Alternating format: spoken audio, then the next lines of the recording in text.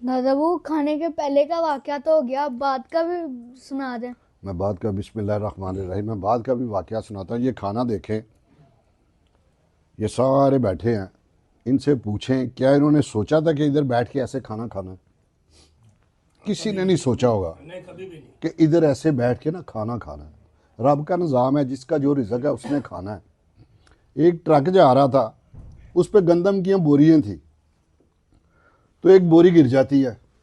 बोरी गिरती है, परिंदे देखते हैं, परिंदे आके अपना अपना जिस परिंदे की नज़र पड़ती है वो दाना खाना शुरू कर देता है। आ रहे हैं, खा रहे हैं। एक हमारे जैसा इंसान चला जाता है, वो देखता है तो सारी बोरी इकट्ठी करके तो घर ले जाता है।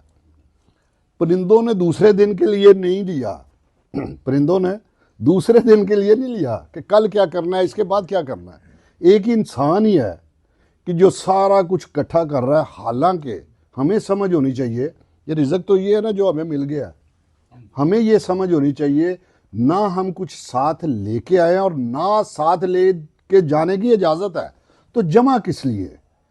अगर वो चाहता तो वो भी तकसीम कर सकता था ना, उसने सारा अपने घर ही रख लिया। अल्लाह पाक सबको अपनी हिफ्ज़ो मान में रखे और सब्र दे दे बस। आमीन।